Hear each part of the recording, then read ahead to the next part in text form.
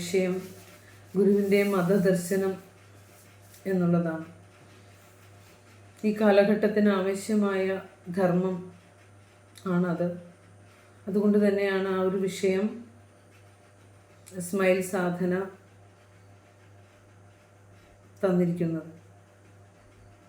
ഗുരുവിൻ്റെ ദർശനം ആധുനിക ലോകം അല്ലെങ്കിൽ ആധുനിക സമൂഹം കൈക്കൊള്ളാതെ പോകുന്ന ആത്മീയമായ മുന്നറിയിപ്പുകൾ തന്നെയാണ്. കാരണം എല്ലാ കാലത്തിനും അനുയോജ്യമായ ധർമ്മം ഗുരുവിൻ്റെ ദർശനത്തിലുണ്ട്. ഈ കലികാലത്തിനും ഈ കലികാലത്തിൻ്റെ കാലലീലകൾക്കും ഒക്കെ പരിഹാരം ഗുരുവിൻ്റെ ദർശനത്തിലുണ്ട്.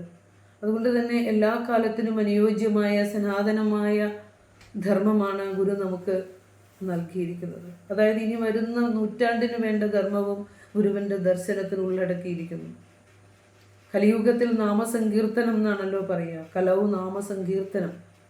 കലി ബാധിച്ചിരിക്കുന്ന മനുഷ്യ മനസ്സുകളെ, ആ മനുഷ്യ മനസ്സുകളിലേക്ക് അറിവിൻ്റെ പ്രകാശത്തെ കടത്തിവിടുന്നതിനും ലോകജീവിതം ശാന്തവും സമാധാനവുമാകുന്നതിന് നാമസങ്കീർത്തനം ഏറ്റവും പ്രധാനമാണ് കലിയുഗത്തിൽ.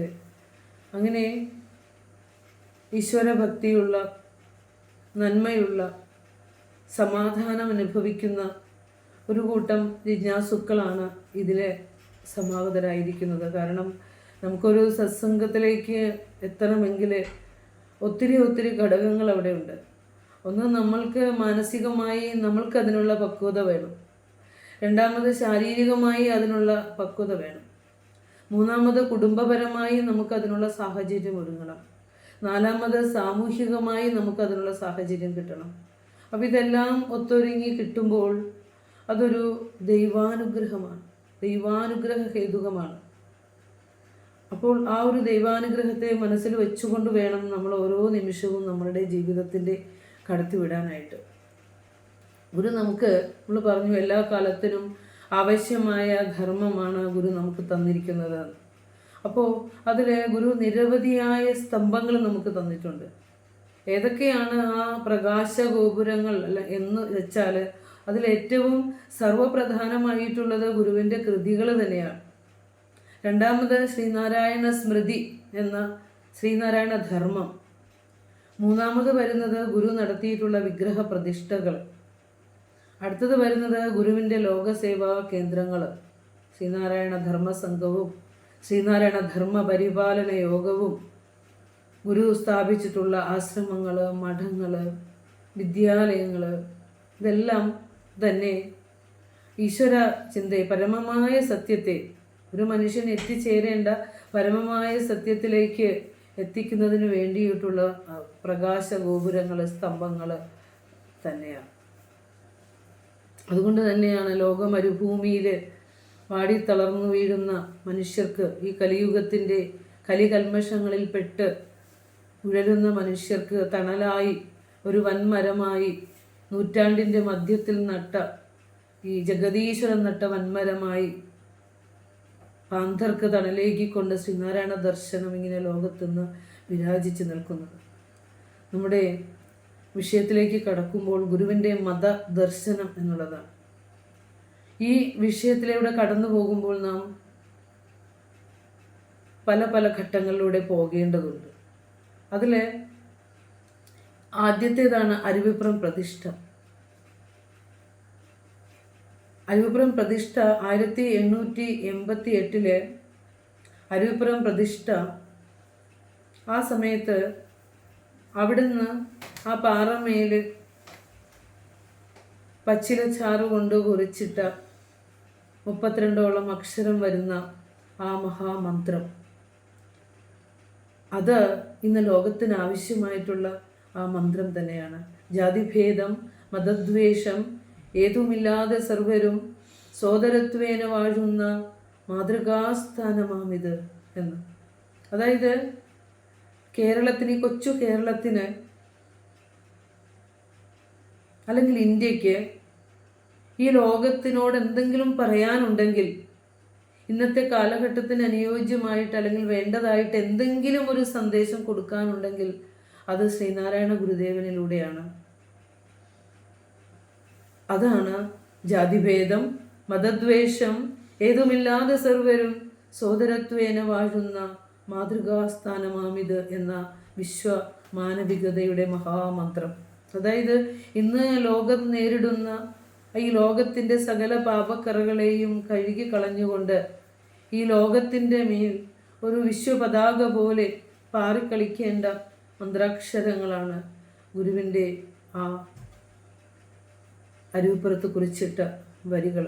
അതിലൂടെ നമ്മളൊന്ന് കടന്നു പോകുമ്പോൾ, പ്രാഥമികമായി നമ്മളത് പറഞ്ഞു പോകുമ്പോൾ അതിൽ അനേകം ആശയം ചിന്തിക്കേണ്ട, ഒരു മനുഷ്യജന്മം മുഴുവനും ചിന്തിച്ചാൽ തീരാത്ത, ലഭിക്കാത്തത്ര ആശയം അതിനകത്ത് അടങ്ങിയിട്ടുണ്ട്. അപ്പോൾ ജാതിഭേദം എന്ന് പറയുമ്പോൾ നമ്മുടെ ഉള്ളിലേക്ക് കടന്നു പോകുന്നത് ഇന്ന് സമൂഹത്തിൽ കാണുന്ന ജാതികളെയാണ്. പക്ഷേ നമുക്കത് കൂടുതൽ ഗുരുവിൻ്റെ വാക്കുകളെ അല്ലെങ്കിൽ ഗുരുവിൻ്റെ കൃതികളെ ആർക്കാണ് മനുഷ്യരായ അജ്ഞതയിൽ നിൽക്കുന്ന, ലോകവാസനയിൽ നിൽക്കുന്ന നമുക്കൊക്കെ പൂർണ്ണമായും ഇതാണ് ഗുരു ഉദ്ദേശിച്ചത്, ഇതാണ് ഗുരുവിൻ്റെ കൃതികളുടെ ആശയം എന്ന് പറഞ്ഞ് വ്യാഖ്യാനിക്കാൻ സാധ്യമല്ല. ഉപാസനയുടെ ഭാഗമായി നമുക്ക് പഠിക്കാം ഈ ലോക ജീവിതത്തെ തരണം ചെയ്യുന്നതിന്. അപ്പോൾ ജാതിഭേദം എന്നുള്ളത് കൊണ്ട് നമുക്ക് ഇങ്ങനെയും അർത്ഥം കൊടുത്തുകൂടെ? മനുഷ്യകൽപ്പിതമായ ജാതിക്കപ്പുറം മനുഷ്യൻ്റെ ജാതി മനുഷ്യത്വമാണെങ്കിൽ, പശുവിൻ്റെ ജാതി പശുത്വമാണെങ്കിൽ, പക്ഷിയുടെ ജാതി ഖഗത്വമാണെങ്കിൽ, മനുഷ്യ പക്ഷി മൃഗ സൂര്യ ചന്ദ്രാദി സർവ്വതും അടങ്ങുന്ന ആ ഒരു ജാതി, അത്തരത്തിൽ ഒരു ഭേദവുമില്ലാതെ എന്ന് പറയുമ്പോൾ മനുഷ്യനെ മാത്രമല്ല സഹജീവികളായ വൃക്ഷലതാദികളെയും പക്ഷി മൃഗാദികളെയും എല്ലാം ഭേദമില്ലാതെ കാണുന്ന ഒരു ഉൾക്കാഴ്ചയിലേക്ക് നമുക്ക് വരാൻ പറ്റില്ലേ? അങ്ങനെ ഒരു ചിന്തയിലേക്ക് എടുക്കുമ്പോൾ നമ്മളിതുവരെയും അത്തരത്തിലൊരു ചിന്തയിലേക്ക് കടന്നു പോയിട്ടുണ്ടോ എന്ന് എനിക്കറിയില്ല. അതായത് ജാതി എന്ന് പറയുമ്പോൾ നമ്മൾ മനുഷ്യരായതുകൊണ്ട് മനുഷ്യജാതിയെ മാത്രമേ കണക്കാക്കിയിട്ടുള്ളൂ.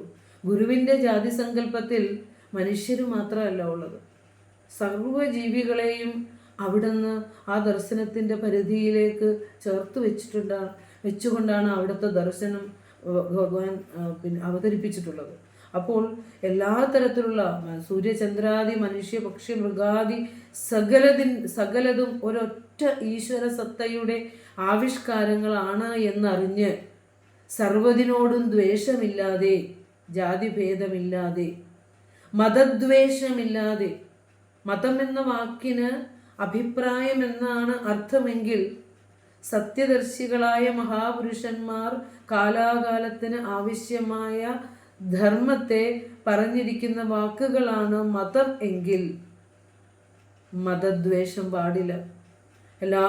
എല്ലാ മഹാത്മാക്കളുടെ വാക്കുകളും പരമസത്യത്തിലേക്ക് എത്തിക്കാനുള്ളതാണ് എന്നറിഞ്ഞ് ആ വാക്കുകളിൽ വിശ്വസിച്ച് വിദ്വേഷമില്ലാതെ, എത്ര വലിയ സങ്കല്പമാണ്, മതദ്വേഷമില്ലാതെ. ഗുരു പറഞ്ഞല്ലോ, പൊരുളൊന്നാണ് അല്ലെ, അരുമാമറയോതുമർത്ഥവും ഗുരുവോതും മുനിയോതുമർത്ഥവും ഒരു ജാതിയിലുള്ളതൊന്നുതാൻ പൊരുളോർത്താൽ അഖിലാഗമത്തിനും.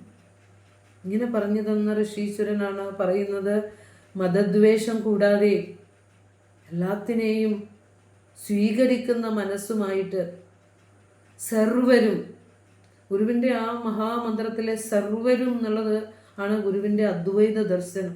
എല്ലാവരെയും, മനുഷ്യൻ മാത്രമല്ല സമസ്ത ചരാചരങ്ങളും, ഈ വിശ്വം മുഴുവനും. മഹാത്മാക്കളുടെ സങ്കല്പം എങ്ങനെയെന്നറിയോ? എത്ര വിശ്വം ഭവത്യേകനീടം എന്ന് പറയും. ഈ വിശ്വം അവർക്കൊരു ഒറ്റ കൂടാ.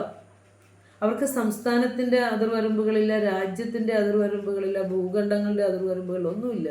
അവർക്ക് ഈ ലോകം ലോകമേ തറവാട് എന്നാ പറയുന്നത്, ഒരൊറ്റ കൂടാണ്. അതാണ് സർവരും, ഗുരുവിൻ്റെ ഏകതയാണ് അവിടെ. സർവരും സോദരത്വേന വാഴുന്ന, സോദരന്മാരും സമന്മാരുമായി ജീവിക്കുന്ന എത്ര മഹനീയമായ സങ്കല്പമാണ്. ഈ കാലഘട്ടത്തിന് അനുയോജ്യമായിട്ടുള്ള ചിന്താധാരയാണ് ഗുരുവിൻ്റെ ദർശനത്തിലുള്ളത്. ഇത് എല്ലാ ഇന്ത്യൻ ഭാഷകളിലേക്കും വിദേശ ഭാഷകളിലേക്കും എല്ലാം തർജ്ജമ ചെയ്തിട്ട് ഇതിൻ്റെ സത്യത്തെ വിശദീകരിക്കുന്ന ഗവേഷണങ്ങൾ ഉണ്ടാകണം, പഠനങ്ങൾ ഉണ്ടാകണം, ഗ്രന്ഥങ്ങൾ ഇറങ്ങണം. അതിന് തക്ക ആശയം ഉള്ളടക്കി വെച്ചിട്ടുണ്ട് ഈ 4 വരികളിൽ. അപ്പോൾ അങ്ങനെ സർവരും സോദരന്മാരും സമന്മാരുമായി വാഴുന്ന ഒരു മാതൃകാ സ്ഥാനമാണ് ഗുരു കൽപ്പിച്ചത് പ്രതിഷ്ഠയിലൂടെ. അപ്പോൾ അതാണ് പറഞ്ഞത്, ലോകത്തിൻ്റെ സകല പാപത്തെയും കഴുകിക്കളയാനുള്ള ആ ഒരു ധ്യേയവാക്യമായി, ശ്ലോകവാക്യമായി ഈ വിശ്വപതാകയിൽ, ലോകത്തിൻ്റെ വിശ്വപതാകയിൽ പാറിക്കളിക്കട്ടെ ഗുരുവിൻ്റെ ഈ മഹാമന്ത്രം എന്ന് നമുക്ക് ജഗദീശ്വരനോട് പ്രാർത്ഥിക്കാം. കാരണം ഇന്ന് ലോകം നേരിടുന്ന ഈ അരം തിളച്ചു പൊങ്ങലിന്, ഗുരു പറഞ്ഞല്ലോ, അരം തിളച്ചു പൊങ്ങും ആടലാഴി, പരസ്പര വിദ്വേഷം കൊണ്ടുള്ള വെറുപ്പ് തിളച്ചു പൊങ്ങുന്ന ഈ ദുഃഖക്കടലെ നീന്തിക്കിടക്കാൻ ഈ ഒരു ഔഷധം മാത്രമേ ഇന്ന് ലോകത്തിനുള്ളൂ. ഇത് ഈ ഒരു ഉപദേശ സ്വീകരണത്താൽ അല്ലാതെ ഇന്ന് ലോകം നേരിടുന്ന മതഭീകരവാദത്തിനും പരസ്പര കലഹങ്ങൾക്കും യുദ്ധത്തിനും പരിഹാരം ഇതിലൂടെ അല്ലാതെ, ഇത്തരത്തിലുള്ള ഒരു ദർശനത്തിലൂടെ അല്ലാതെ സാധ്യമല്ല എന്നുള്ളതാണ് ലോകം അറിയേണ്ടത്. കാരണം ഇന്ന് മനുഷ്യ മനസ്സുകളിൽ യുദ്ധത്തിനുള്ള സന്നാഹങ്ങൾ ഒരുങ്ങുകയാണ്. പരസ്പരം മതങ്ങൾ തമ്മിലും രാഷ്ട്രങ്ങൾ തമ്മിലുമൊക്കെ ആയുധങ്ങൾ തേച്ചു മിനുക്കിക്കൊണ്ട് പരസ്പരം യുദ്ധത്തിന് ഒരുങ്ങിയിരിക്കുമ്പോൾ ഗുരുവിൻ്റെ ദർശനത്തിന് ഏറ്റവും പ്രധാനമില്ല ഈ കാലഘട്ടത്തിൽ. അപ്പോൾ ഇനി നമുക്ക് എത്തേണ്ടത്, ഒന്ന് നമ്മൾ പറഞ്ഞു ഗുരുവിൻ്റെ 1888 പ്രതിഷ്ഠയോട് ചേർന്ന് അവിടെ നിന്ന് കുറിച്ചിട്ട മഹാമന്ത്രം. അടുത്തത് ശ്രീനാരായണ ധർമ്മം എന്ന ശ്രീനാരായണ സ്മൃതി, ഒരു ജീവിതത്തിൻ്റെ മാനുവൽ, ഹസ്തപുസ്തകം എന്ന് പറയും. ഒരു മനുഷ്യൻ എന്നും ഈ കാലഘട്ടത്തിൽ ഇനി അടുത്ത നൂറ്റാണ്ടിനുമൊക്കെ ആവശ്യമായ കാര്യങ്ങൾ നിറച്ചു വെച്ചിട്ട് ഒരു മനുഷ്യൻ്റെ ജീവിതം, കുടുംബജീവിതം എങ്ങനെ ചിട്ടപ്പെടുത്താം, സന്യാസാശ്രമം വരെയുള്ള സകലതും ഉൾപ്പെടുത്തിക്കൊണ്ട് നേർജീവിതത്തെ പറഞ്ഞു തരുന്ന ശ്രീനാരായണ സ്മൃതിയിലെ 2-ാം അധ്യായത്തിൽ അവിടുന്ന് ഇത് ചേർത്ത് വയ്ക്കാൻ മറന്നുപോയില്ല. കാരണം അത് ഇന്നത്തെ ഈ കാലഘട്ടത്തെ മുന്നിൽ കണ്ടുകൊണ്ട് തന്നെയാണ് ഭഗവാൻ അവിടെ ജാതിയെയും മതത്തെയും ദൈവത്തെയും കുറിച്ചുള്ള ധർമ്മം നമുക്ക് ഉപദേശിച്ച് തന്നിട്ടുള്ളത്. ഇതാണ് ധർമ്മം, ഇതാണ് വഴി എന്ന് നമുക്ക് പറഞ്ഞു തന്നിരിക്കുന്നത് അതാണ്. അപ്പോൾ ഗുരുവിൻ്റെ ശിഷ്യന്മാർ അന്നത്തെ അന്ന് ജീവിച്ചിരുന്ന കാലഘട്ടത്തിൻ്റെ ദുസ്ഥിതി കണ്ടിട്ടാണ് ഭഗവാനോട് ചോദിക്കുന്നത്. ഭഗവാൻ സർവതത്വജ്ഞ ജീവലോകതയാപര ധർമാധർമാൻ വിവിച്ഛാദ്യ ശ്രോതുമുത്കണ്ഠിതാവയം. ഭഗവാനെ കരുണ ഉണ്ടാവണം. ഇവിടെ ജാതി മതഭേദ ചിന്തകൾ കൊണ്ടുള്ള അധർമ്മം ഇവിടെ ഉണ്ട്. അതുകൊണ്ട് ധർമ്മമേത് അധർമ്മമേത് എന്ന് വേർതിരിച്ച് അടിയങ്ങൾക്ക് അറിയില്ല. അപ്പോൾ അതിനു വേണ്ടുന്ന ഉപദേശങ്ങൾ അവിടെ നരുളി ചെയ്താലും എന്ന് ശിഷ്യഗണങ്ങൾ ഭക്തിയോടെ ഗുരുവിനോട് അപേക്ഷിക്കുന്നുണ്ട്. ഞങ്ങൾക്ക് ധർമാധർമ്മങ്ങൾ വിവേചിച്ച് പറഞ്ഞു തരണം ഭഗവാനെ എന്ന്. അപ്പോൾ ഏത് വിഷയത്തിലാണ് ധർമാധർമ്മ വിവേചനം ചെയ്യേണ്ടത് എന്നുകൂടി അപേക്ഷിക്കുന്നുണ്ട് ശിഷ്യന്മാർ.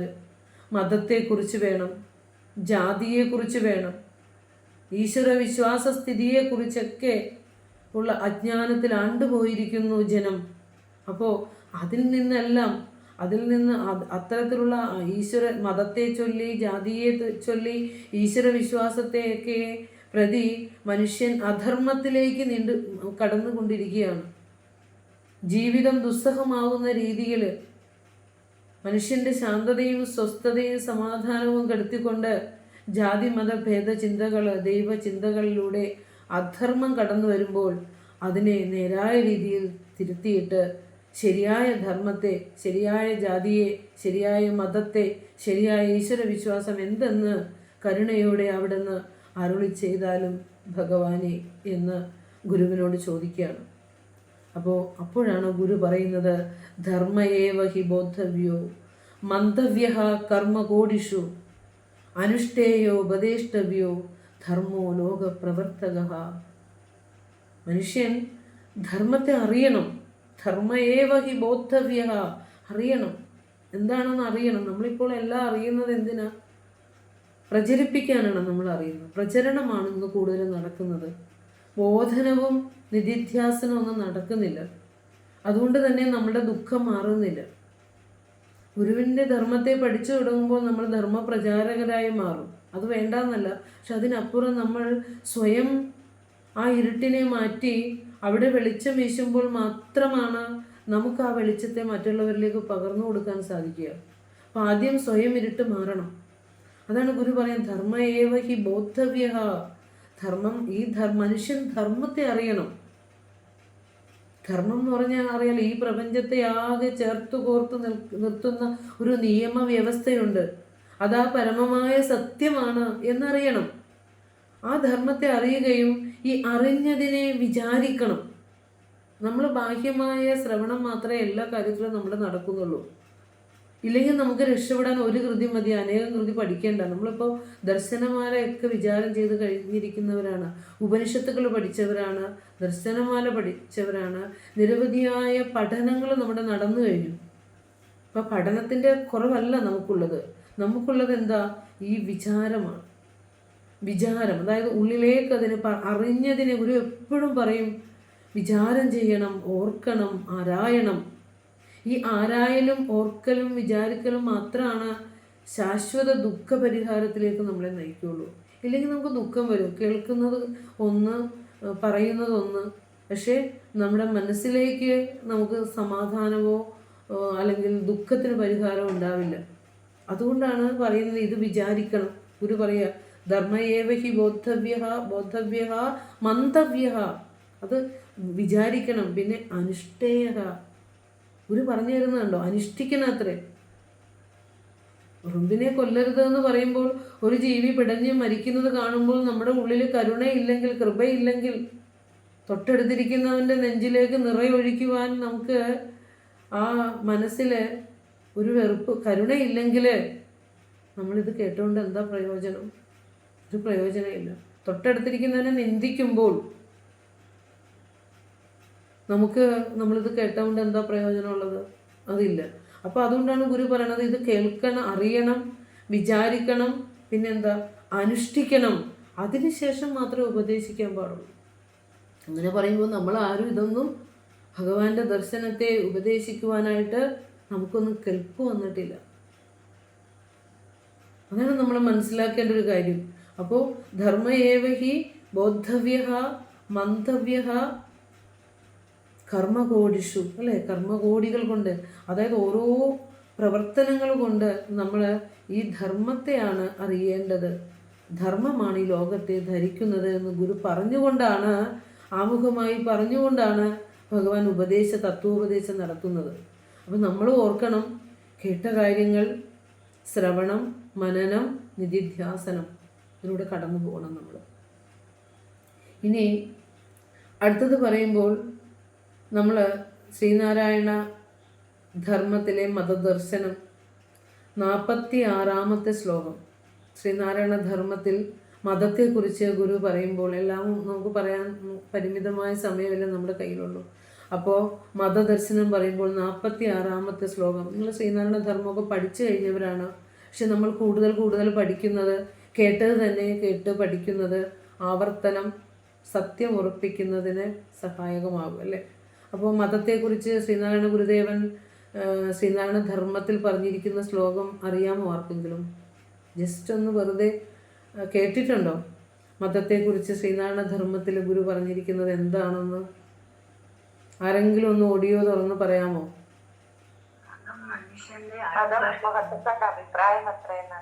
അതെ, അഭിപ്രായോ മതം നാമ മഹതാം തത്വവേദിനാം, അല്ലേ? മതസ്യ നാമ സർവോപി വാക്യവൈചിത്ര്യ ഭൂഷിത, അല്ലേ? അഭിപ്രായോ മതം നാമ മഹതാം തത്വവേദിനാം. തത്വവേദികളായ മഹാപുരുഷന്മാർ പറഞ്ഞ അഭിപ്രായമാണ്. മതം എന്ന വാക്ക് സംസ്കൃത ഡിക്ഷണറിയിൽ നമ്മൾ എടുത്തു നോക്കിയാൽ അഭിപ്രായം എന്ന് അർത്ഥമുള്ളൂ. ആരുടെ അഭിപ്രായമാ? തത്വവേദികളായ. തത്വം എന്ന് പറഞ്ഞാൽ എന്താ?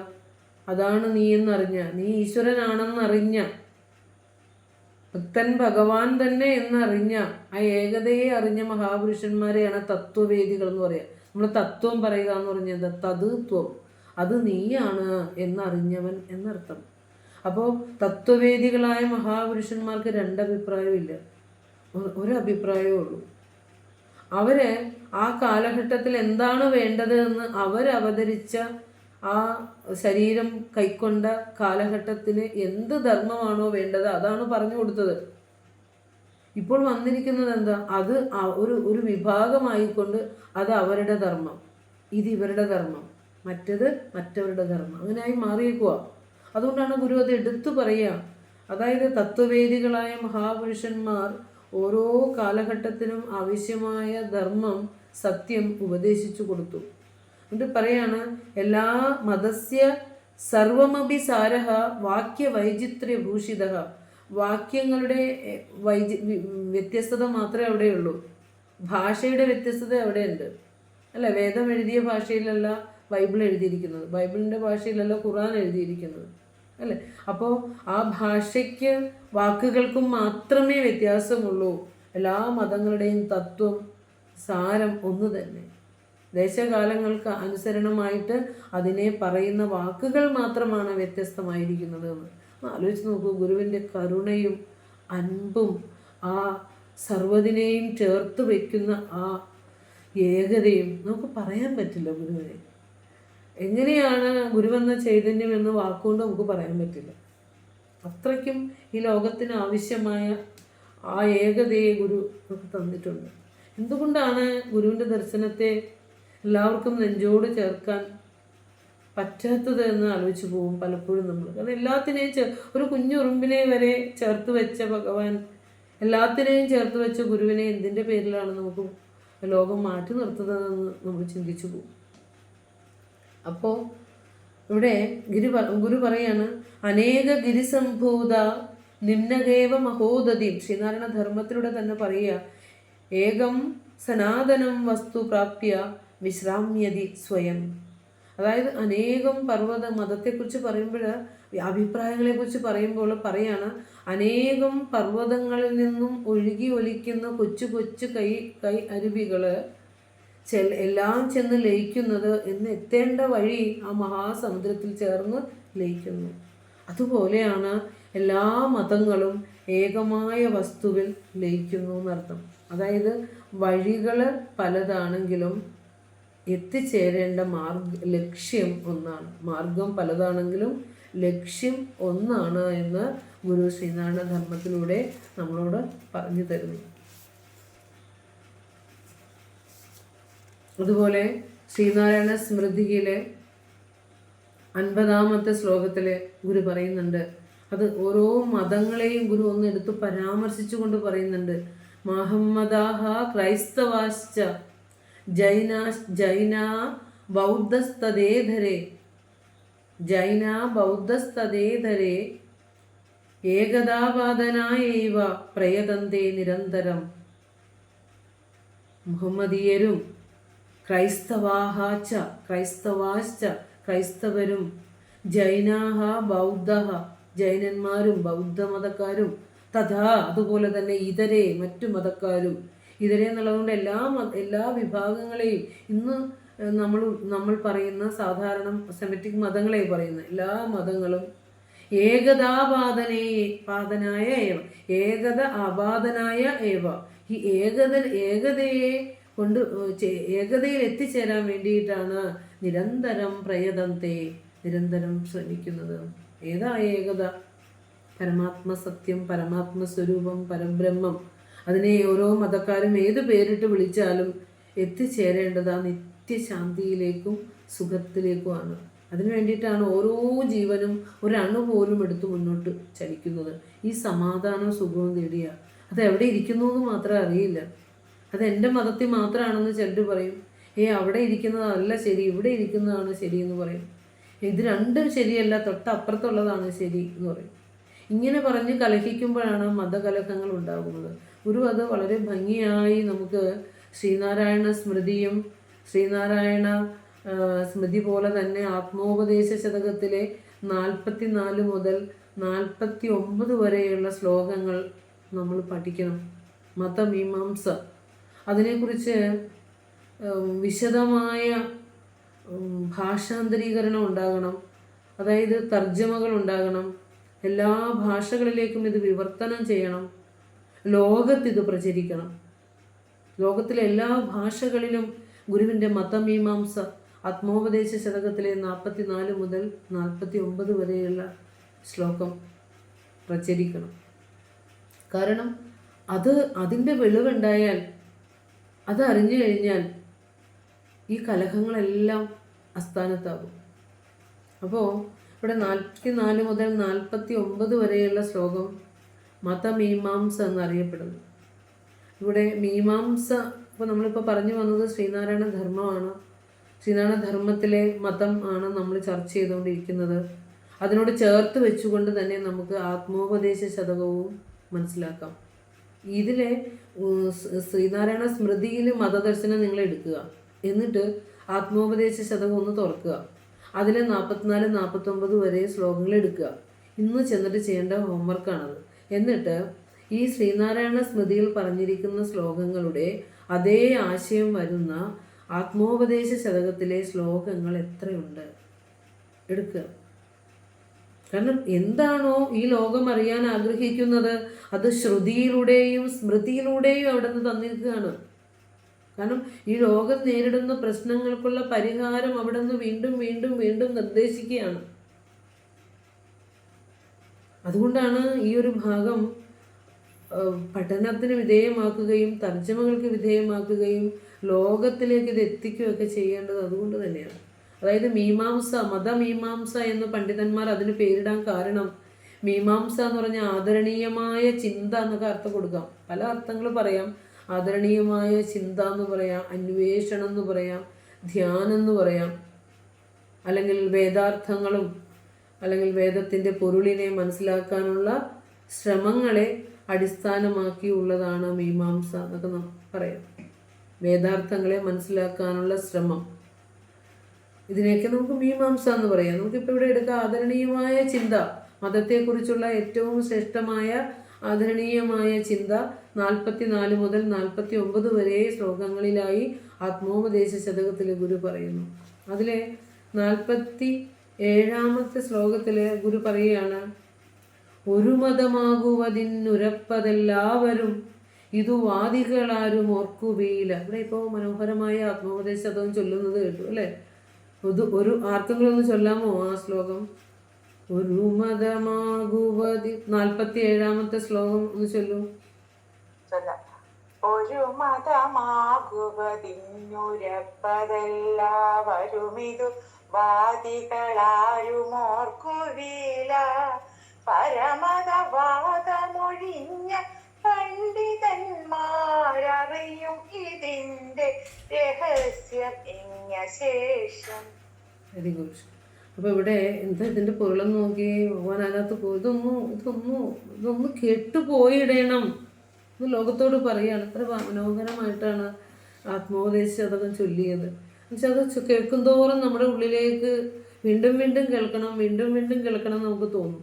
അതുപോലെ അത്രയും മനോഹരമാണ്, ധ്യാനാത്മകമാണ് ആത്മോപദേശ ശതകത്തിലെ ഓരോ ശ്ലോകങ്ങളും. അപ്പോൾ പറയാണ്, ഒരു മതമാകുവതിനുരപ്പതെല്ലാവരും. ഉരപ്പത എന്ന് പറഞ്ഞാൽ പറയുന്നത്, അതായത് ഓരോ മതത്തിൽ വിശ്വസിക്കുന്നവരും തൻ്റെ മതത്തോട് കൂറുണ്ടാകുകയും തൻ്റെ മതം ലോകമതമായി തീരണമെന്ന് അഭിലഷിക്കുകയും ചെയ്യുന്നു.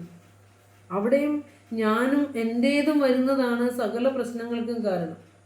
അത് ഗുരുക്കന്മാർ അത് കണ്ടറിഞ്ഞിട്ട് പറയാ, ഓരോ മതത്തിൽ വിശ്വസിക്കുന്നവർക്കും അവരുടെ മതത്തോട് മാത്രം കൂറ്, എൻ്റെ മതം മാത്രം നല്ലത്, നിൻ്റെ മതം അതറിയാൻ പോലും തയ്യാറാവുന്നില്ല. അതിലെന്താണ് പറയുന്നത് എന്ന് കേൾക്കാനോ അറിയാനോ പോലും തയ്യാറാവുന്നില്ല. അതുകൊണ്ടാണ് ഗുരു ആലുവയിലെ സർവമത സമ്മേളനത്തിലെ ഭഗവാൻ എല്ലാ മതങ്ങളുടെയും മതാചാര്യന്മാരുടെയും അഭിപ്രായങ്ങൾ കേട്ടതിന് ശേഷം ഗുരു പറഞ്ഞത്, എല്ലാ മതത്തിലും ഒരു മനുഷ്യൻ്റെ ജീവിത ലക്ഷ്യമായ ആത്മസാക്ഷാത്കാരത്തിലേക്ക് അല്ലെങ്കിൽ ഈശ്വര സാക്ഷാത്കാരത്തിലേക്ക് എത്താനുള്ള ധർമ്മം അടങ്ങിയിട്ടുണ്ട്, സത്യം അടങ്ങിയിട്ടുണ്ട്. ഒരു മതത്തെയും നമുക്ക് മാറ്റിവെക്കാനോ തള്ളിക്കളയാനോ ദ്വേഷിക്കാനോ പറ്റില്ല. എല്ലാത്തിലും സത്യമുണ്ട്. അതുകൊണ്ട് എല്ലാവരും എല്ലാ മതങ്ങളും സമബുദ്ധിയോടെയും സമഭക്തിയോടെയും പഠിക്കണമെന്ന് ഭഗവാൻ അവിടെ നിന്ന് അരുളി ചെയ്തത്, ആ സർവമതങ്ങളെയും വിളിച്ചു കൂട്ടിയിട്ട് അവിടെ നിന്ന് പറഞ്ഞത് കേവലം ഒരു ശരീരധാരിയായി വന്ന ഒരു മനുഷ്യനാണോ? ആലോചിച്ച് നോക്കൂ. സാക്ഷാത് ധർമ്മം തന്നെ, അധർമ്മം ഈ ലോകത്തുണ്ടായപ്പോൾ ഈ ജീവജാലങ്ങൾക്ക് ഇവിടെ കഴിഞ്ഞുകൂടാൻ പറ്റാതെ വന്നപ്പോൾ, അല്ലെ, ജീവികൾക്ക് ഇവിടെ കഴിഞ്ഞുകൂടാൻ പറ്റാതെ വന്നപ്പോൾ, പ്രത്യേകിച്ച് മനനം ചെയ്യാൻ കഴിവുള്ള മനുഷ്യർക്ക് ഇവിടെ ജീവിതം അസാധ്യമായപ്പോൾ ഈശ്വരൻ തന്നെ, ധർമ്മം തന്നെ, പരബ്രഹ്മസ്വരൂപം തന്നെ ഒരു ശരീരം എടുത്തുകൊണ്ട് വന്നല്ലേ പറഞ്ഞത്. അത് നമുക്ക് ഇനി, കാരണം ഗുരുവിൻ്റെ ഈ ഉപദേശ സ്വീകരണത്താൽ അല്ലാതെ, ഈ ഏകതാ സ്വീകരണത്താൽ അല്ലാതെ ഇന്ന് രാജ്യം നേരിടുന്ന യുദ്ധത്തിനോ അല്ലെങ്കിൽ കെടുതികളിൽ നിന്നൊരു മോചനം ഉണ്ടാവുകയില്ല എന്നുള്ളത് പരമമായ സത്യം തന്നെയാണ്.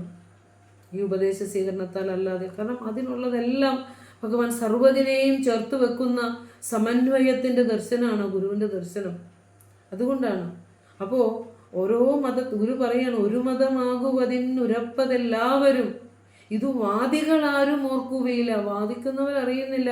എല്ലാവരും തന്നെ പറയുന്നത് തങ്ങളുടെ മതം ശ്രേഷ്ഠമാണെന്നും അത് സ്വീകരിക്കണമെന്നും അതിൽ സ്വർഗമുണ്ടെന്നും അതിലാണ് സമാധാനമെന്നും എല്ലാവരും പറയുന്നു.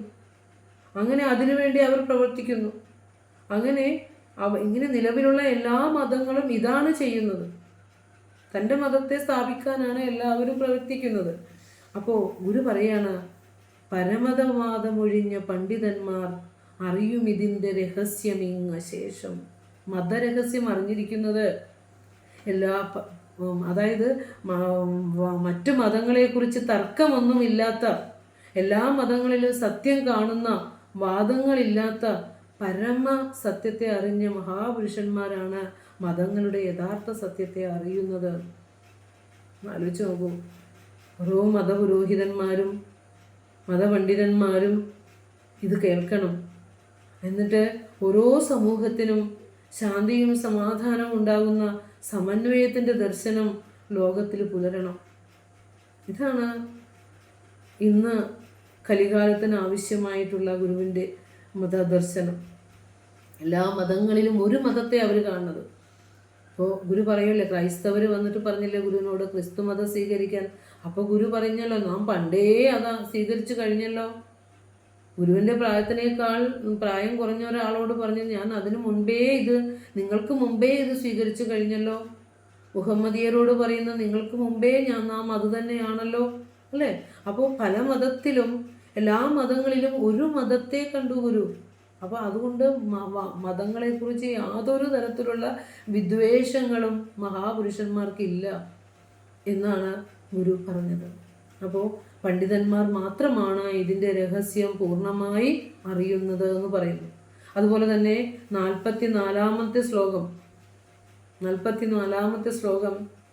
നമ്മളുടെ 10ാം ക്ലാസ്സിലെ കുട്ടികൾക്ക് മലയാള സെക്കൻഡിലെ ഒരു ശ്ലോകമായി കനിവോടെ വിദ്യാഭ്യാസ വകുപ്പ് അത് കൊടുത്തത് എപ്പോഴും നമ്മൾ ആദരവോടെ ഓർത്തു പോകുന്നു.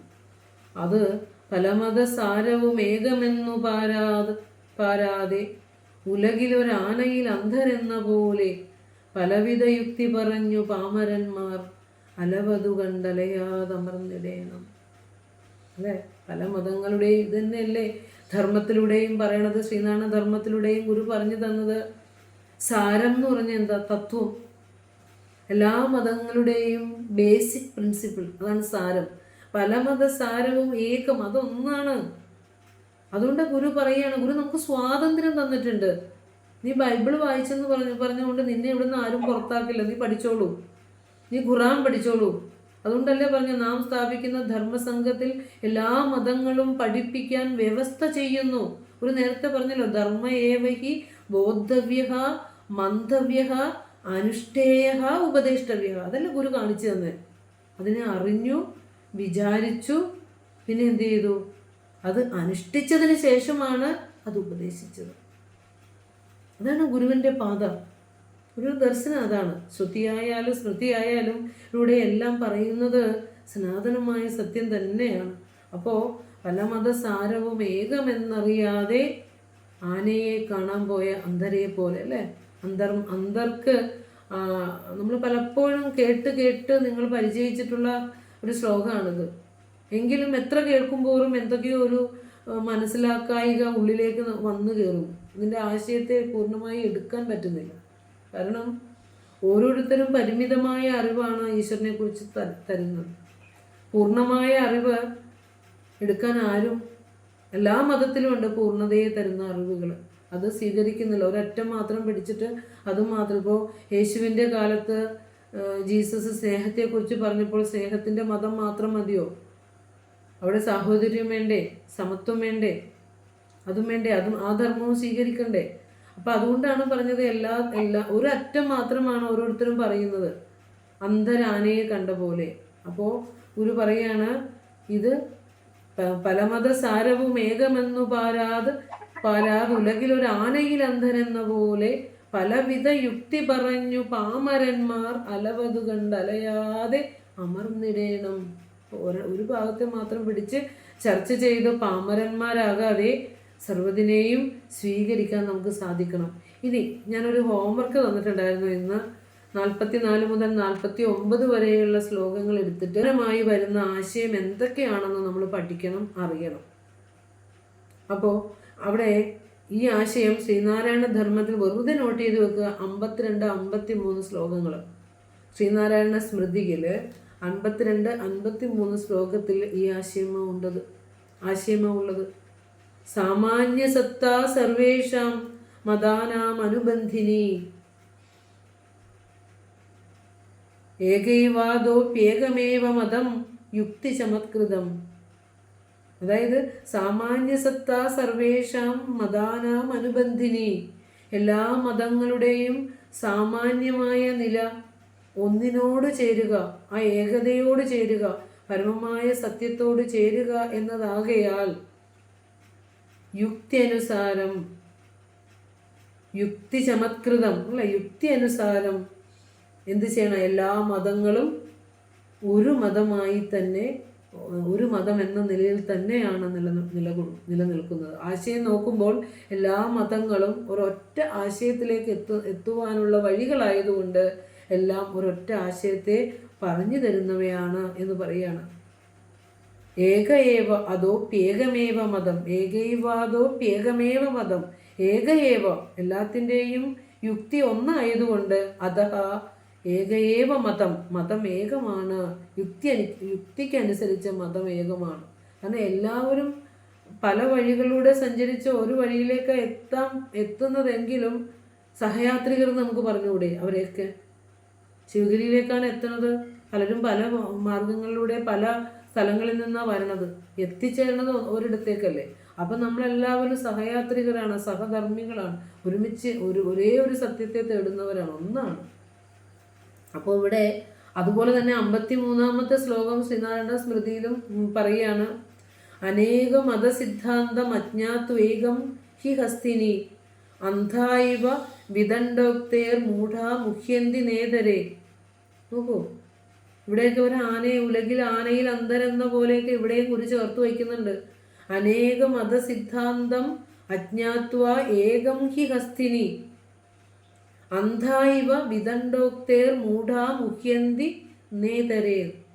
അതായത് അനേക ഇതരേത്തെ, ഇനി മറ്റുള്ളവരായിക്കൊള്ളട്ടെ, മറ്റു മനുഷ്യരെ കുറിച്ച് പറയാം. ഇതരേത്തെ അനേക മതസിദ്ധാന്തം, അനേക മതങ്ങളിൽ അടങ്ങിയിരിക്കുന്ന തത്വം ഏകം ഇതി അജ്ഞാത്വ ഒന്നാണെന്നറിയാതെ എല്ലാ മറ്റു മതങ്ങളിൽ ഇരിക്കുന്ന അവരതിനെക്കുറിച്ചൊന്ന് ചിന്തിക്കാൻ പോലും തയ്യാറാവുന്നില്ല. വെറുതെ കണ്ണുമടച്ച് ദ്വേഷിക്കുകയാണ്. ഇന്നലെ ഏതോ ഒരു വീഡിയോ, അതിനകത്ത് അരുവിപ്പുറം പ്രതിഷ്ഠയെക്കുറിച്ച് പറയാണ്. പിണ്ടനന്ദിയിൽ ഗുരു പറഞ്ഞിട്ടുണ്ട് അരുവിപ്പുറം പ്രതിഷ്ഠ ഇത് വെറും ശിലയാണെന്ന് പറഞ്ഞിട്ടുണ്ട്.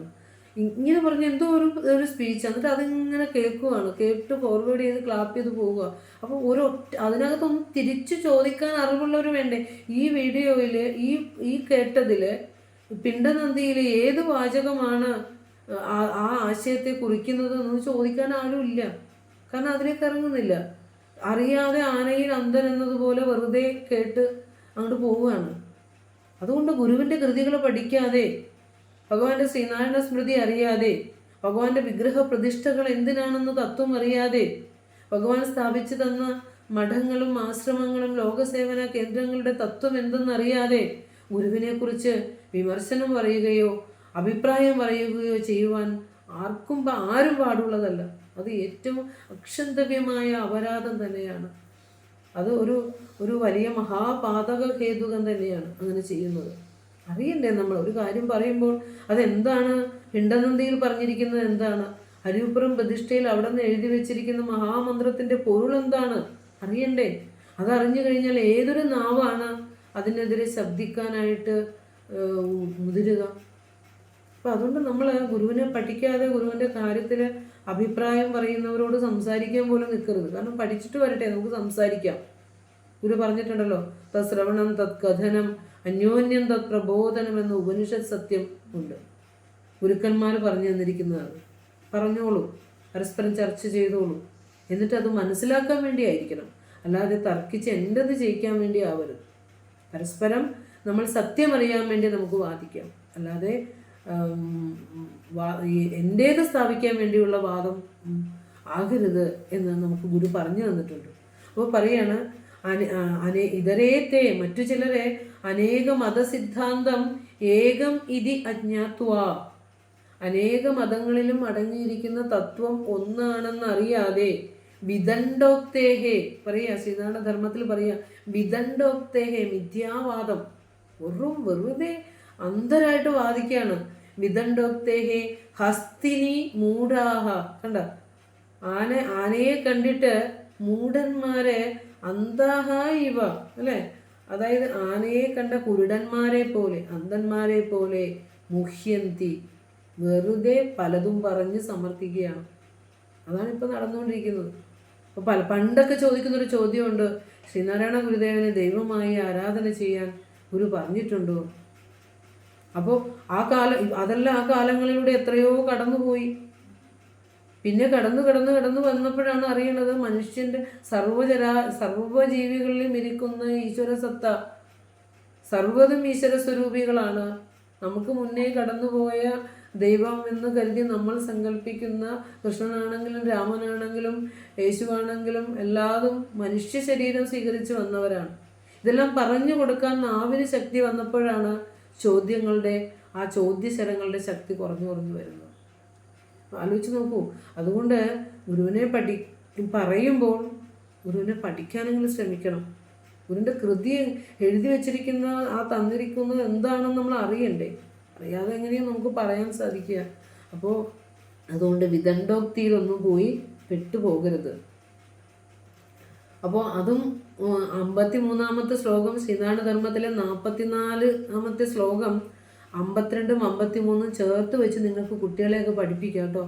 44-ാമത്തെ ശ്ലോകം പഠിപ്പിക്കുമ്പോഴേ ആത്മോപദേശ ശതകത്തിലെ 44-ാമത്തെ ശ്ലോകം പഠിപ്പിക്കുമ്പോൾ ഇത് തന്നെ ഭഗവാൻ ശ്രീനാരായണ സ്മൃതിയിലും നമുക്ക് തന്നിട്ടുണ്ട്. 52-ഉം 53-ഉം അതും കാരണം എന്തുകൊണ്ടാണ് അത് സ്മൃതിയിലും ചേർത്ത് വെച്ചത് അറിഞ്ഞില്ലേ? ധർമ്മത്തെയും അധർമ്മത്തെയും വിവേചിച്ച് പറഞ്ഞു തരണം ഗുരു.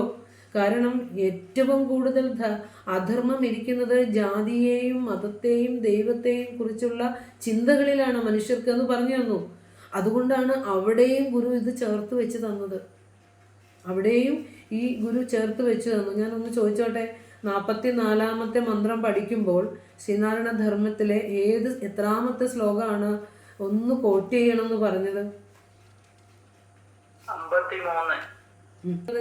52 നമുക്ക് ആദ്യത്തെ വരിയുടെ അർത്ഥമാവും. പലമത സാരവും ഏകം സാമാന്യ സത്താ സർവേഷാം, അല്ലേ? അതും ചേരില്ലേ? ചേരും. 52, 53 ശ്ലോകങ്ങൾ നമുക്ക് 44-ാമത്തെ ശ്ലോകത്തിൻ്റെ കൂടെ ചേർത്ത് സ്മൃതിയിലും നമ്മുടെ കുഞ്ഞുമക്കൾക്ക് നമുക്ക് പഠിപ്പിച്ചു കൊടുക്കാം. അതിനുശേഷം ആത്മോപദേശ ശതകത്തിലെ നമ്മൾ പറഞ്ഞു മതമീമാംസ 44 മുതൽ 49 വരെയുള്ള ശ്ലോകങ്ങളാണ് മതമീമാംസ. മീമാംസ ശ്രേഷ്ഠമായ ചിന്തയാണ്, പരമസത്യത്തിലേക്ക് എത്തിക്കാനുള്ള വഴിയാണ്. അപ്പോൾ ഗുരു 46-ാമത്തെ ശ്ലോകത്തിൽ നമ്മളോട് പറയുന്നു, പൊരുതു ജയിപ്പതസാധ്യമൊന്നിനോടൊന്നൊരു മതവും പൊരുതാലൊടുങ്ങുകയില്ല. പരമതവാദി തോർത്തിടാതെ പാഴേ പൊരുതു പൊലിഞ്ഞിടുമെന്ന ബുദ്ധി വേണം. ഇത് ആർക്കെങ്കിലും ഒന്ന് ശ്ലോകം ചൊല്ലാമോ? ഇതൊന്ന് കേൾക്കാനുള്ള ബുദ്ധിമുട്ടാണ് കേട്ടോ. സാധ്യം ഒന്നിനോടൊന്നൊരു മതവും ഒരു താലൊടുങ്ങുവില്ല പരമതവാദീതോർത്തിടാതെ പാടിയെ പൊരുതു പൊലിഞ്ഞിടുമെന്ന ബുദ്ധി വേണം.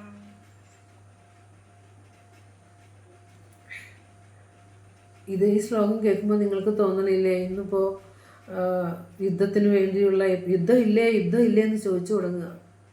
ഒരു ത്രില്ലാണ്. യുദ്ധം ഇല്ലേ അല്ലേ? ഓരോ മനുഷ്യൻ്റെയും മനസ്സ് പുകഞ്ഞുകൊണ്ടിരിക്കുകയാണ്. രാജ്യങ്ങൾ തമ്മിൽ പുകഞ്ഞുകൊണ്ടിരിക്കുക, മതങ്ങൾ തമ്മിൽ പുകഞ്ഞുകൊണ്ടിരിക്കുകയാണ്.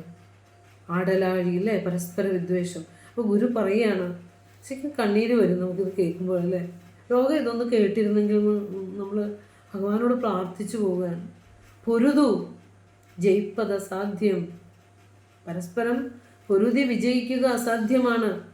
യുദ്ധത്തിന് വേണ്ടി ആയുധങ്ങൾ തെച്ചുമിനുക്കി വെച്ചുകൊണ്ടിരിക്കുന്നവരോടാണ് പറയുന്നത്, പൊരുതിക്കോളൂ, പക്ഷെ വിജയിക്കുക അസാധ്യം. പരസ്പരം പൊരുതിയാൽ ഒരു മതവും നിശേഷം നശിപ്പിക്കാമെന്ന് കരുതണ്ട. ഓരോ മതവും ഓരോ സത്യദർശികളുടെ ഓരോ കാലത്തിലെയും അഭിപ്രായങ്ങളാണ് ഓരോ മതം എന്ന് പറഞ്ഞാൽ ആ മതത്തെ ആർക്കാണ് പൊരുതി ജയിക്കാൻ സാധിക്കുക? അതുകൊണ്ട് പരസ്പരം പൊരുതിയാൽ ഒരു മതവും നശിക്കില്ല. നശിപ്പിക്കാൻ വേണ്ടി പൊരുതണ്ട. ഇനി നിങ്ങൾക്ക് ആഗ്രഹമെങ്കിൽ പൊരുതിക്കോളൂ, ജയിക്കില്ല എന്ന് ഗുരു പറയാണ്. മറ്റു മതങ്ങളുടെ ദോഷത്തെ പറ്റി പറയുന്നവര് ഈ പറഞ്ഞ തത്വം ഓർക്കുന്നില്ല. അതായത് ഒരു മതത്തിൻ്റെ തെറ്റിനെ ചൂണ്ടിക്കാണിച്ചുകൊണ്ട് എൻ്റെ മതമാണ് നല്ലതെന്ന് കരുതി ആ മറ്റു മതത്തെ നശിപ്പിക്കാൻ ഒരുങ്ങുന്നവർ ഓർത്തോളൂ, ഒരിക്കലും ആ മതത്തെ നശിപ്പിക്കാൻ നിങ്ങൾക്ക് സാധ്യമല്ല, നിങ്ങൾക്ക് ജയിക്കാനും സാധ്യമല്ല. ഇനി ഇത് നിങ്ങൾ ഓർക്കാതെ, പരമതവാദി ഇത് ഓർത്തിടാതെ, ഇത് ചിന്തിക്കാതെ നിങ്ങൾ യുദ്ധത്തിൽ ഏർപ്പെടുകയാണെങ്കിൽ പൊരുതു പൊലിഞ്ഞിടുമെന്ന ബുദ്ധി വേണം. പൊരുതി നശിക്കുമെന്ന് ബുദ്ധി ഉണ്ടാവണം. അത് ഞാൻ പറഞ്ഞത് ഗുരുവിൻ്റെ കൃതി എല്ലാ ഭാഷകളിലേക്കും തർജ്ജമ ചെയ്തുകൊണ്ട് മനുഷ്യ മനസ്സുകളിലേക്ക് ഒഴിച്ചു കൊടുക്കുക, മനുഷ്യൻ്റെ കർണപുടങ്ങളിലേക്ക് നിറച്ചു കൊടുക്കുക. കാരണം എത്രയോ മനുഷ്യരുടെ ജീവൻ എടുക്കും, എത്രയോ മാറാരോഗങ്ങൾ വരും, എത്രയോ മനുഷ്യർ നിസ്സഹായരായ നിരപരാധികളായ എത്രയോ മനുഷ്യരുടെ ജീവിതം പൊലിയും. എത്രയോ ജീവജാലം ഒരു പറയുന്ന പോലെ മനുഷ്യൻ്റെ ഈ സ്പർദ്ധയിൽ പെട്ടിട്ട് എത്രയോ ജീവജാലങ്ങൾ നശിച്ചു പോകും. ആലോചിച്ച് നോക്കൂ. അപ്പോൾ സമാധാനത്തിൻ്റെ വഴിയാണ് തിരഞ്ഞെടുക്കേണ്ടത്, സമന്വയത്തിൻ്റെ വഴിയാണ് തിരഞ്ഞെടുക്കേണ്ടത്.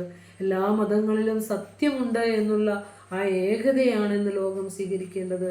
അതുകൊണ്ട് പൊരുതു ജയിപ്പത സാധ്യം ഒന്നിനോടൊന്ന് ഒരു മതവും പൊരുതാലൊടുങ്ങുകയില്ല പരമതവാദി ഇതോർത്തിടാതെ പാഴേ പൊരുതു പൊലിഞ്ഞിടുമെന്ന ബുദ്ധി വേണം. പൊരുതുന്നവരോടൊരു ശാപവാക്കെന്ന പോലെ ഋഷിവചനമാണ്, പൊരുതരുതേ. പൊരുതിയാൽ നിങ്ങൾക്കൊരിക്കലും വിജയിക്കാൻ സാധ്യമല്ല, ഒരു മതത്തെയും പൊരുതി പരാജയപ്പെടുത്താനും സാധ്യമല്ല. ഇനി ഇത് കേൾക്കാതെ പൊരുതിയാൽ പൊലിഞ്ഞിടുമെന്ന ബുദ്ധി വേണം. ഋഷിയുടെ വാക്കാണ്. കേൾക്കണം, സ്വീകരിക്കണമെങ്കിൽ സ്വീകരിക്കാം, ഇല്ലെങ്കിൽ പൊരുതി പൊലിഞ്ഞു പോകാം. ഇതാണ് പറയുന്നത്. അത്ര ഭഗവാനെ അവിടുന്ന് ഈ ലോകത്തോട് പറഞ്ഞിരിക്കുന്ന ഈ മഹാമന്ത്രം എത്ര ശ്രേഷ്ഠമായിരിക്കുന്നു. അത് നമുക്ക് അതിനോട് 46-ാമത്തെ ആത്മോപദേശ ശതകത്തിലെ 46-ാമത്തെ ശ്ലോകത്തോട് ചേർത്തിട്ട് നമുക്ക് 54-ാമത്തെ സ്മൃതിയിൽ, ശ്രീനാരായണ സ്മൃതിയിൽ 54-ാമത്തെ മന്ത്രം ചേർത്ത് വെച്ച് പഠിക്കാം കേട്ടോ. ശ്രീനാരായണ ധർമ്മം കയ്യിലുണ്ടോ? നിങ്ങൾ ചൊല്ലാറുണ്ടോ ശ്രീനാരായണ ധർമ്മമൊക്കെ? അതിനകത്ത് 54-ാമത്തെ മന്ത്രം ഒന്ന് ചൊല്ലാമോ? ശ്രീനാരായണ ധർമ്മത്തില് കയ്യിലുണ്ട്, എടുത്തു വെച്ചിട്ടുണ്ടാവില്ല അല്ലേ? മദാനി ജേതും ശക്യാനി ന വാദേന മിതോബലാത് പ്രമാദേന മതദ്വേഷി വാദമാത്രേണ നശ്യതി. ഒന്നുകൂടെ ചൊല്ലിക്കോളൂ. ചൊല്ലാൻ അറിയില്ലാത്തവർ ഒന്നുകൂടെ കേട്ടോട്ടെ.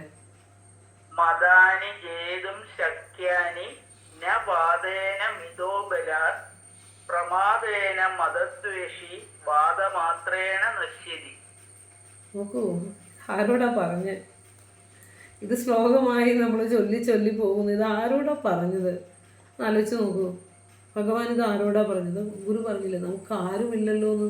ചില സന്ദർഭങ്ങളിൽ ഗുരു പറഞ്ഞു പോയിട്ടുണ്ടെങ്കിൽ പറഞ്ഞത് സ്വീകരിക്കാതെ വരുമ്പോഴല്ലേ അവിടുന്ന് അങ്ങനെ പറഞ്ഞിട്ടുള്ളത്. അഹേതുക കൃപാസിന്ധുക്കളാണ് ഗുരുക്കന്മാർ. അതായത് ഒരു കാരണവുമില്ലാതെ ഈ ലോകത്തോട് കൃപ കാണിക്കുന്നു. അവർക്ക് വേണ്ടിയല്ല, ഈ ലോകത്തോടുള്ള അപാരമായ കാരുണ്യം കൊണ്ടാണ് അവർ ആ കൃപ കാണിച്ചത്. ആ കൃപയെ നമ്മൾ ഏറ്റുവാങ്ങിയില്ല. അതാണ് മദാനി ജേതും ശക്യാനി ന വാദേന മിതോ ബലാത് പ്രമാദേന മതദ്വേഷി വാദമാത്രേണ നശ്യതി. നോക്കൂ, വാദേന മിതഹ ബലാത്, വാദം കൊണ്ടോ പരസ്പരം വാദകോലാഹലങ്ങൾ കൊണ്ടോ, മിതഹ അന്യോന്യമുള്ള പരസ്പരമുള്ള ആ എന്താ പറയുക ശരീരബലം കൊണ്ടോ അല്ലെങ്കിൽ വാക്കുബലം കൊണ്ടോ മദാനി ജേതും ന ശക്യാനി, അല്ലേ? മതങ്ങളെ ജയിക്കുവാൻ സാധ്യമല്ല.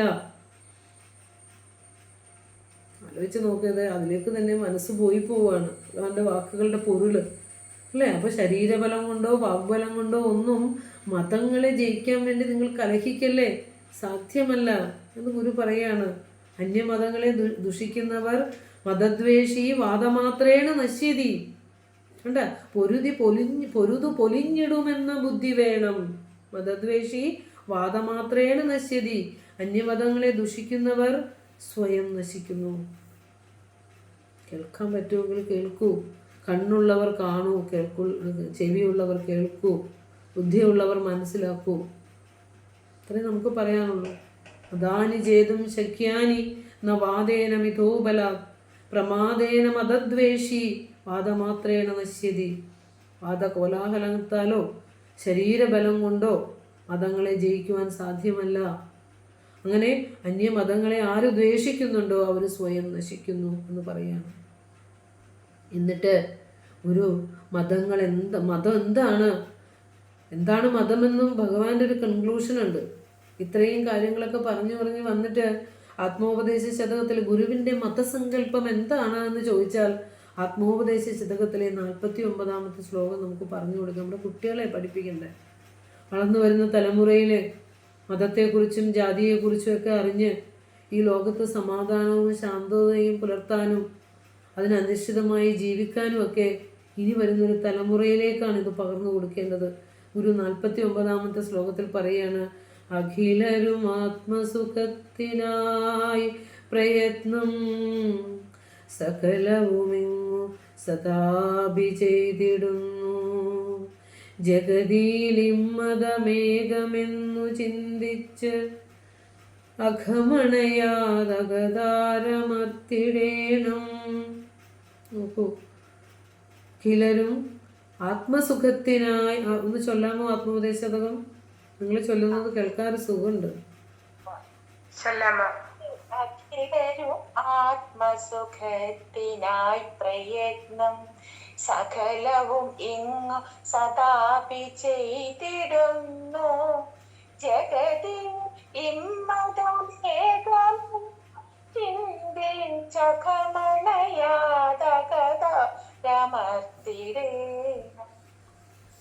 എത്ര കാരുണ്യത്തോടെ ഒരു പിതാവ് ഒരു കുഞ്ഞു കുട്ടിയെ തോളത്ത് ചേർത്ത് വെച്ചിട്ട് പറയുക, ഇതാണ് ചെയ്യേണ്ടത് കേട്ടോ. ഗുരു ഉപദേശിക്കുക, ഈ അഖിലർ, ഈ ലോകത്തെ എല്ലാവരും, ഒരു കുഞ്ഞു ഉറുമ്പ് ഇഴഞ്ഞു നീങ്ങുന്നത് പോലും അതിൻ്റെ സുഖം തേടി, അതിൻ്റെ ആഹാരം തേടിയാണ് അത് ഇഴഞ്ഞു പോകുന്നത്. എവിടെ കിട്ടും? അതിന് സന്തോഷമായിട്ട് സുഖമായിട്ട് ഇരിക്കാനുള്ള ഉപാധി തേടിയാണ് അത് സഞ്ചരിക്കുന്നത്. നാം ഇപ്പം എന്തുകൊണ്ടാണ് ഈ പുലർകാലത്തിലെ ഈ സ്വാധ്യായം ചെയ്യാനായിട്ട് ഈ സത്സംഗത്തിൽ വന്നിരുന്നത്? സുഖം കിട്ടുന്നതുകൊണ്ടാണ്. സുഖം കിട്ടില്ലെങ്കിൽ ഇവിടെ നിന്ന് അശാന്തതയാണ്, ഇങ്ങോട്ട് ആരും വരില്ലല്ലോ. അപ്പോൾ അഖിലരും ആത്മസുഖത്തിനായിട്ടാണ് സകല പ്രയത്നവും ഇവിടെ ചെയ്യുന്നത്. അപ്പോൾ സുഖം ആത്മനിഷ്ഠമാണ്, വസ്തുനിഷ്ഠ അല്ല. ജാതിയിലല്ല സുഖയിരിക്കുന്നത്, മതത്തിലല്ല സുഖയിരിക്കുന്നത്. സുഖയിരിക്കുന്നത് അവനവനിലാണ്, പൊരുളിലാണ്, സ്വരൂപത്തിലാണ്. ഇതൊന്നും അറിയണ്ടേ? അപ്പോൾ അഖിലരും ആത്മസുഖത്തിനായി പ്രയത്നം സകലവും ഇങ്ങു സദാഭി ചെയ്തിടുന്നു. സദാ അഭി, എല്ലായ്പ്പോഴും സകലവും സകല കാര്യങ്ങളും ഇവിടെ ചെയ്യുന്നത് എന്ത് പ്രവൃത്തി നമ്മൾ ചെയ്യുന്നു. ഇപ്പോൾ കുഞ്ഞുങ്ങളെ വളർത്താനായി ജോലി ചെയ്യാൻ പോകുമ്പോഴും കുഞ്ഞുങ്ങളെ വളർത്തുക അല്ലെങ്കിൽ അവരെ നല്ല സ്ഥിതിയിലേക്ക് എത്തിക്കുക എന്നുള്ള ഒരു ആനന്ദം മനസ്സിൽ കണ്ടിട്ടാ. അത് നമ്മൾ അനുഭവിക്കാൻ വേണ്ടിയിട്ടാണ് നമ്മളത് ചെയ്യുന്നത്. എല്ലാവരും എന്തു പ്രവൃത്തിയിലും വിഷയങ്ങൾക്കപ്പുറം സ്വാത്മസുഖമാണ്, ആത്മനിഷ്ഠമാണ് സുഖം, വസ്തുനിഷ്ഠ അല്ല. അതാണ് ബേസിക്. ഗുരു പറയാണ്, അതുകൊണ്ട് അഖിലരും ആത്മസുഖത്തിനായി പ്രയത്നം സകലവും ഇങ്ങു സദാപി ചെയ്തിടുന്നു. എല്ലായ്പ്പോഴും ഉറങ്ങുന്നതും ഉണ്ണുന്നതും ജോലി ചെയ്യുന്നതും പരസ്പര സംവാദങ്ങളിൽ ഏർപ്പെടുന്നതും വിനോദങ്ങളിൽ ഏർപ്പെടുന്നതും എല്ലാം തന്നെ സുഖം ആത്മീയമായി അനുഭവിക്കാൻ വേണ്ടിയിട്ടാണ്. അതിൽ നിന്ന് സന്തോഷം എപ്പോഴും ആത്മാവിൻ്റെ മാത്രം സ്വരൂപമാണ്. അപ്പോൾ അതുകൊണ്ട് ഗുരു പറയുക, ഇതാർക്കാണ് ഇതല്ല എന്ന് പറയാൻ, അങ്ങനെയല്ല ഇങ്ങനെയാണ് എന്ന് ഈ അഭിപ്രായത്തിൻ്റെ ഒരു എതിര് പറയാൻ ഒരാൾക്ക് സാധ്യമല്ല. പറഞ്ഞാൽ അത് സമർത്ഥിക്കാനും സാധ്യമല്ല. ഗുരു പറയാണ്, ജഗതിയിൽ ഇമ്മതം ഏകം. ഈ ലോകത്ത് ഈ മതമാണ് ഏകം. ഒരു കുഞ്ഞുറുമ്പിൻ്റെ ഉള്ളിലിരുന്ന് പോലും സ്പന്ദിക്കുന്ന ആ ആത്മാവ്, അതിൻ്റെ സ്വരൂപമായ സച്ചിദാനന്ദമായ സുഖം, അതാണ് ഏകമതം, ആത്മമതം. അവിടെ ആനന്ദമുണ്ട്, സന്തോഷമുണ്ട്. മദ്യത്തിലോ ജാതികൾക്ക് വേണ്ടി കലഹിക്കുമ്പോഴോ മതത്തിന് വേണ്ടി കലഹിക്കുമ്പോഴോ അല്ല. ബാഹ്യമല്ല മതം, ആന്തരികമാണ്. റിലീജിയൻ ആന്തരികമാണ്, ബാഹ്യമല്ല. ഈ സത്യം ഒന്ന് അറിയണ്ടേ നമ്മൾ? ഇപ്പോൾ പറയാണ്, ജഗതിയിൽ ഇമ്മതമേകം. ഇത് ഒന്നേ ഉള്ളൂ കേട്ടോ. ഇത് നിങ്ങൾ ചിന്തിച്ചെടുത്താൽ മനസ്സിലാവും. എന്നിട്ട് അഘമണയാതെ, ഇപ്പൊ ചെന്ന് പെടാൻ പോകുന്ന യുദ്ധവും കലഹങ്ങളും എല്ലാം പാപമല്ലേ? എത്ര നിരപരാധികളാണ് ഈ അഘത്തിൽ പാപത്തിൽ പെട്ടുപോകാൻ പോകുന്നത്? സമാധാനത്തിന്റെ സന്ദേശങ്ങൾ എല്ലായിടത്തും എത്തട്ടെ. നന്മയുടെ സന്ദേശങ്ങൾ, അറിവിന്റെ വെളിച്ചം എല്ലാവരിലേക്കും എത്തട്ടെ. അഘത്തിൽ പോയി പെടല്ലേ, അഘമണയാതെ, പാപത്തിൽ പോയി പെടാതെ അകതാരമർത്തിടേണ, ഉള്ളിലേക്ക് തിരയൂ. നീ തേടുന്നത് നിന്റെ ഉള്ളിലാവണല്ലേ, പുറത്തല്ല. പുറത്തൊന്നിനെയും വെടിവെച്ച് കൊന്നിട്ടോ അല്ലെങ്കിൽ മറ്റുള്ളവരെ തോൽപ്പിച്ചിട്ടോ നിനക്ക് ആ സന്തോഷം കണ്ടെത്താൻ സാധ്യമല്ല. അങ്ങനെ നീ ആനന്ദിക്കുന്നുണ്ടെങ്കിൽ തൊട്ടടുത്ത നിമിഷം നിനക്ക് മറ്റൊരാളെ കൊന്നാലേ ആനന്ദിക്കാൻ പറ്റുള്ളൂ. സ്വാഭാവികമല്ല സുഖം, നിരുപാധികമാണ്. ഇതാണ് നമ്മൾ അറിയേണ്ടത്. അതാണ് ഗുരുവിൻ്റെ ഏകമത സന്ദേശം. ഇനി നമുക്ക് സമയം ഏകദേശം ആകുന്ന 2 മിനിറ്റേ ഉള്ളൂ. അപ്പോൾ അവിടെ നമ്മൾ ചേർത്ത് വെച്ച് പഠിക്കേണ്ടത് 55-ാമത്തെ ശ്രീനാരായണ സ്മൃതിയാണ് കേട്ടോ. 55-ാമത്തെ ശ്രീനാരായണ സ്മൃതി. 55-ാമത്തെ ഒന്ന് ശ്ലോകം ആർക്കെങ്കിലും ചൊല്ലാമോ? നടിയകിനാവിതു നിദ്ര പോലെ നിത്യം കെടുമിതുപോലെ കിനാവുമിപ്രകാരം കെടുമതി കാണുകയില്ല കേവലത്തിൽ കെടുപതിനാലനിശം ശ്രമിച്ചിരുന്നു. ഓക്കെ, ഞാൻ ഉദ്ദേശിച്ചത് നന്നായിട്ടുണ്ട് ചൊല്ലിയത്. ഞാൻ ഉദ്ദേശിച്ചത് ശ്രീനാരായണ ധർമ്മത്തിൽ 55-ാമത്തെ ശ്ലോകമാണ്. ആത്മോപദേശ ശതകത്തിലെ 49-ാമത്തെ ശ്ലോകത്തോട് വെച്ച് ചേർത്ത് പഠിക്കാവുന്നത്. ഞാനൊരു ഹോംവർക്ക് തന്നിട്ടുണ്ട്, അതിൻ്റെ ഭാഗമായിട്ടുള്ളൊരു കാര്യമാണ് പറയുന്നത് കേട്ടോ. അത് 55-ാമത്തെ ശ്ലോകം ശ്രീനാരായണ ധർമ്മത്തിൽ ഏതാണെന്ന് പറയാമോ?